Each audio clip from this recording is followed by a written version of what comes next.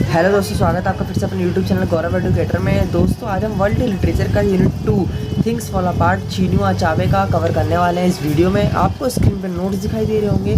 ये नोट्स मैं आपको अभी एक्सप्लेन करूँगा अच्छे से। इसमें थीम्स और समरी दोनों है।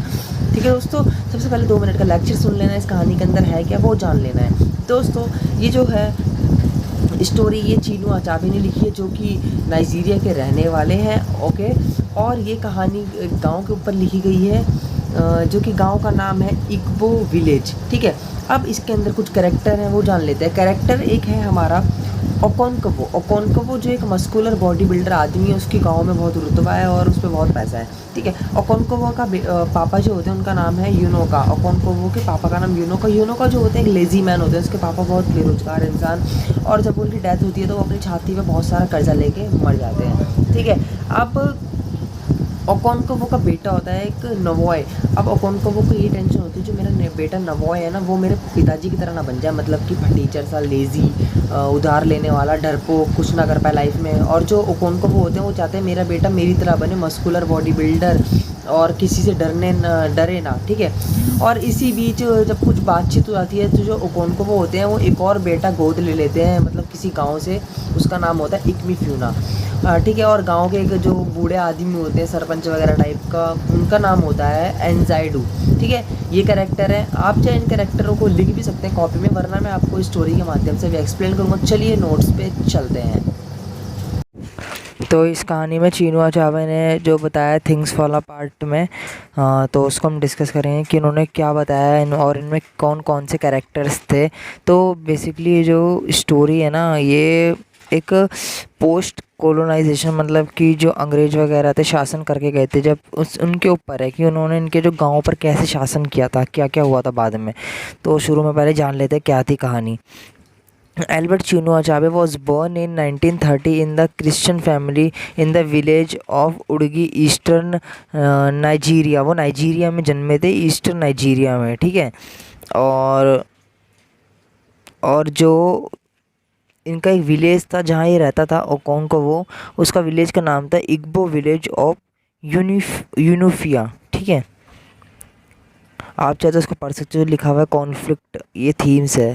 ठीक है, बाकी हम इसको जानते हैं, थीम्स हम आगे भी डिस्कस करेंगे। और इसमें जो मेन कैरेक्टर है, जो हीरो है इस नॉवल का, वो है ओकोनकवो, जो कि 7 साल से एक रेसलर रह चुका है, जो कि 7 साल से कभी हारा ही नहीं है रेसलिंग में। ठीक है, ओकोनकवो के जो पापा होते हैं वो होते हैं यूनोका। ठीक है, और ओकोनकवो होता है उनका बेटा। ठीक है, लेकिन जो ओकोनकवो के पापा थे ना, वो बहुत अलग थे। यूनोका जो थे वो बहुत अलग थे, क्योंकि ओकोनकवो एक रेसलर था, लेकिन उनके पापा थे was a lazy person and careless and does not give anything his family. वो अपने परिवार को कुछ नहीं देते थे, और वो लेज़ी थे, केयरलेस थे, आलसी थे। And he have lots of debts, finally he was death and family. जब वो मरे थे ना, तो अपनी छाती पे कर्जा लेकर मरे थे, जो सारा कर्जा किसको उतारना पड़ा था, ओकोनकवो को। Okonkwo muscular and wrestler and aggressive and respectful man था। जो ओकोनकवो था ना, एक मस्कुलर पावरफुल बंदा था, और उसकी बहुत इज्जत थी पूरे गांव में, क्योंकि वो रेसलिंग में नंबर 1 था। ठीक है, और उसकी जो मस्कुलर पावर थी, बोलने की आवाज़ थी, अलग थी, पूरे गांव में सबसे हटकर थी, लोग उससे डरते थे और उसकी इज्जत करते थे। उसने जो कि अपने दम पर किया है, मैंने अपनी हिंदी में लिखा हुआ है।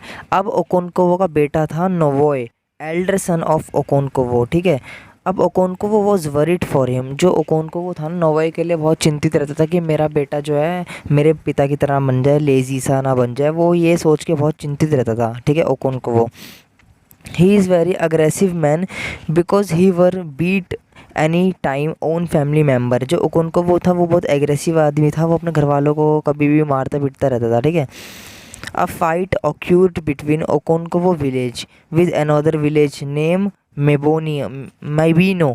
जब ओकोनकवो का जो गांव था और एक दूसरा गांव था मोबोनियो, उनके बीच क्या होगा, एक दिन लड़ाई हो गई। किस बात को लेकर? Because he say they kill the girl of that village, कि जो ओकोनकवो के गांव की एक लड़की है, उनको मेबोनिया के गांव वालों ने मार दिया है। ऐसी बात को लेकर इनके बीच झगड़ा हो गया था।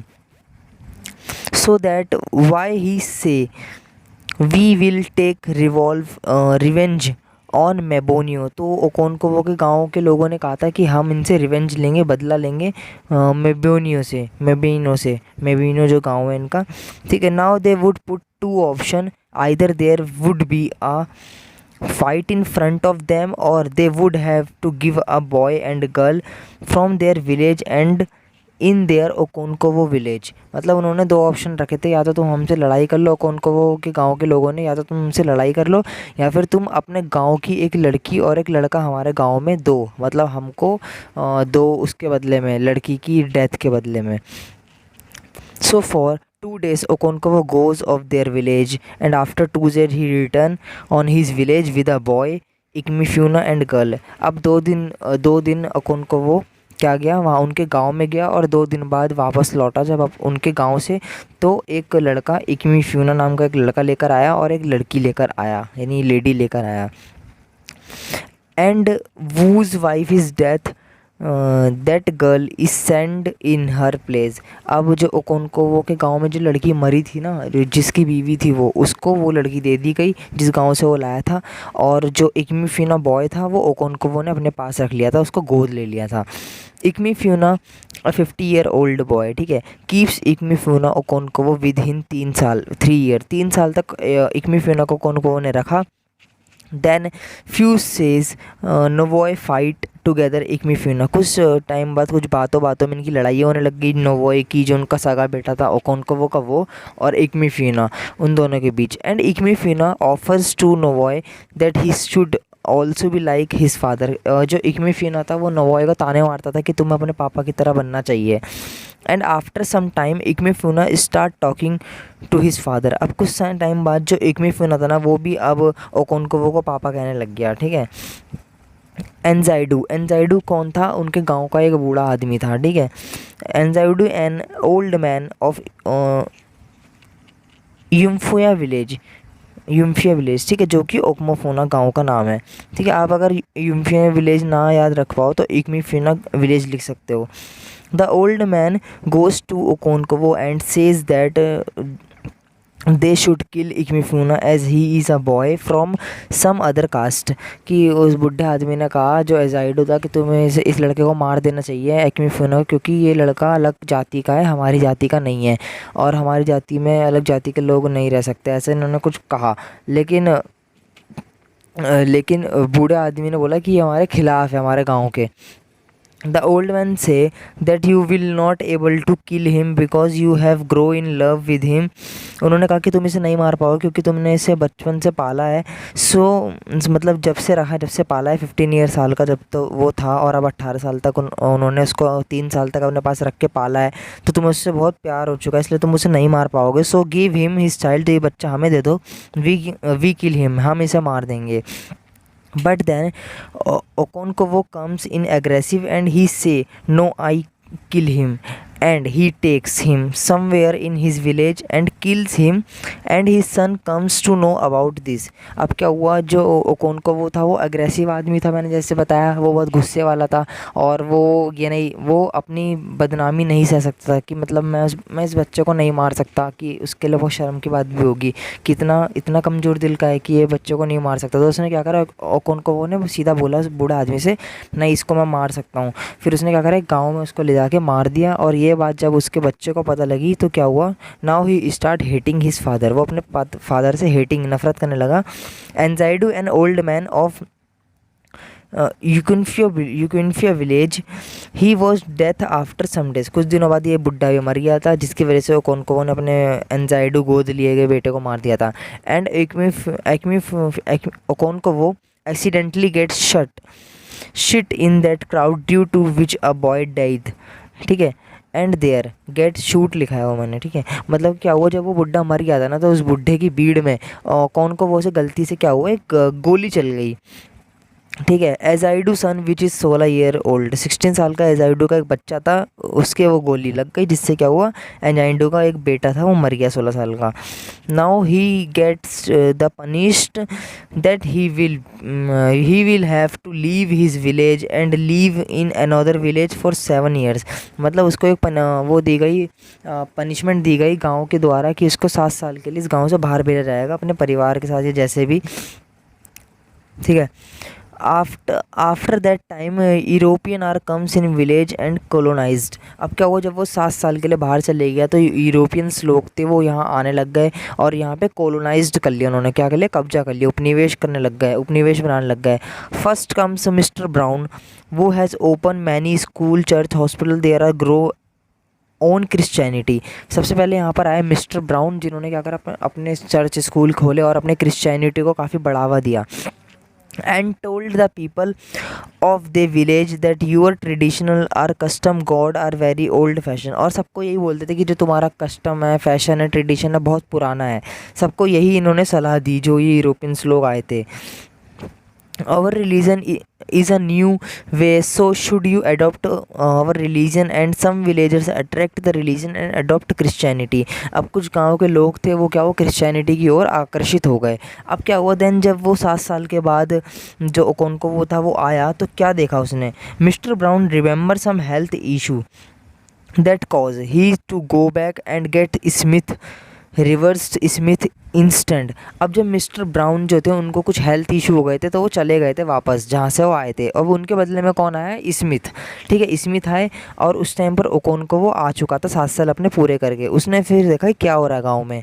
ठीक है, come after Mr Brown, Mr Brown के बाद ये आए। Smith gets into a fight with Okonkwo village. Smith की थोड़ी भसड़बाजी हुई ओकोंकोवो के गाँव के साथ, due to which Okonkwo kill Smith and they think that the villagers are not help him, so he commits suicide by putting a rope around him neck। अब जब उनकी लड़ाई हुई कोनकोवो के साथ तो कोनकोवो ने सोचा कि स्मिथ को मार देना चाहिए, लेकिन गांव के लोग क्या थे, कोनकोवो का साथ नहीं दे रहे थे, सब कोनकोवो को भूल चुके थे आधे से ज़्यादा लोग।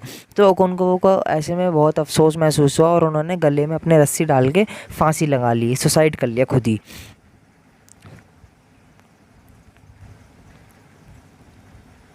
अब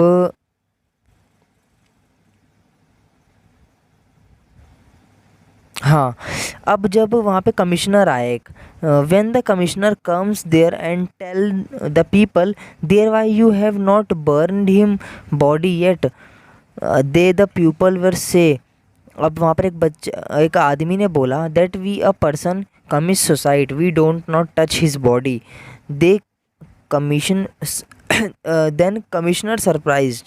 उन्होंने बोला कि जब कोई आदमी सुसाइड कर लेता है ना, हमारे गांव में या हमारे धर्म में ऐसा है कि कोई आदमी जब सुसाइड कर लेता है तो हम उसकी बॉडी को छूते नहीं हैं, वहीं की वहीं पड़ी रहती है। ठीक है, तो इसका मतलब था ओकोंको वो chemist suicide and he death like a dog, वो कुत्ते की मौत मरा था कि उसको कोई छुआ नहीं जब वो मर गया। तो district commissioner write a book on the Nigerian people. अब जो डिस्ट्रिक्ट कमिश्नर थे ना, जब वो अपने वहाँ वापस गए तो उन्होंने एक बुक लिखी नार्जियन पीपल, इनके ऊपर, और उस बुक का नाम था the pacification of the primitive tribes of lower Nigerians. की मतलब ये नाइजीरियन लोग कैसे हैं, मतलब इनकी सोच के ऊपर कि जब कोई मर गया तो उसकी बॉडी तक नहीं इन्होंने छुई। ठीक है, अब हम जानेंगे इसमें थीम्स इसमें हमने क्या क्या चीज़ देखी। जैसे हमने देखा पहला पोस्ट कॉलोनाइजेशन, ठीक है, दूसरा देखा हमने जेंडर, तीसरा मस्कुलैरिटी, चौथा रिलीजियन, लैंग्वेज और क्लास। सबसे पहले हम जेंडर को जानते हैं। Gender is shown in the theme of this novel. He was a beat his wife regularly and argument girls not respect their, वहाँ पे मतलब औरतों को मारा जाता था और इज्जत नहीं करी जाती थी। ये हो गया जेंडर। रिलीजन में आता है, religion is shown in the theme of this novel. The European says that religion tradition are old and my religion tradition are new, तो adopt this religion, मतलब ये सब चीज़ें बोलते थे कि आपका रिलीजन बेकार है, हमारा अच्छा है। तो ये रिलीजन हो गई थीम्स की। लैंग्वेज ये हो गया कि जो ओकोंको वो था उसको ना भाषा थोड़ी अटपटी लगती थी, अपने गांव की भाषा समझ नहीं आती थी, जिसके कारण वो किसी पर भी अग्रेसिव हो जाता था। ये लैंग्वेज में आता है, लेकिन आप चाहो तो इसको लिख भी नहीं सकते, छोड़ भी सकते हो। ये थोड़ा अंदर तक की बात आ गई है, थोड़ी डीपली हो गया है, तो इसलिए आप लैंग्वेज स्किप कर सकते हो।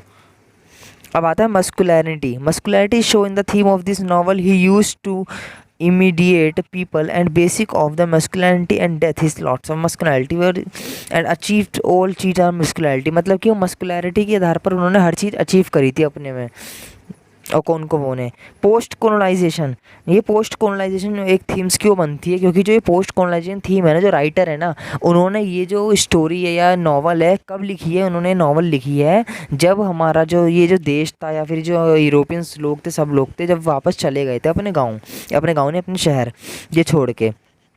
Post colonialism is shown in the theme of this novel that the writer, ये नावल आएगा, मैंने ऐसे स्टोरी लिख दिया, that the writer wrote the novel and country of liberty achieved so post colonization theme and he also written the novel at the aim of African he old culture people show। अच्छा, मतलब कि उन्होंने novel इसलिए लिखी थी कि जो Africans लोग हैं ना, वो अपना ओल्ड कल्चर पहचान सके, कि उनका ओल्ड कल्चर कैसा था, पहले कल्चर कैसा था, कि उन्हें क्या पता होगा। कुछ कुछ लोगों को नहीं पता कि हमारा कल्चर कैसा, क्योंकि यहाँ पे पहले यूरोपियंस लोग आ गए थे, तो इन्हें कैसे पता होगा, नाइजीरिया वगैरह जो भी था।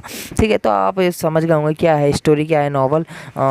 उम्मीद है कि यार आपको वीडियो पसंद आई होगी, और अगर आपने फर्स्ट यूनिट नहीं देखी झूठन वाली, वो आप जाके देख सकते हो, प्लेलिस्ट में अवेलेबल है। और अब यूनिट 3 जल्दी आपकी आने वाली है, तो प्लीज़ चैनल पर बने रहिएगा। यूनिट 3 में हम आपको पढ़ाएंगे Balthazar, marvellous and the blue bucket. ठीक है, तो चलिए इसमें मिलता है अगली वीडियो। तो जय हिंद, वंदे मातरम।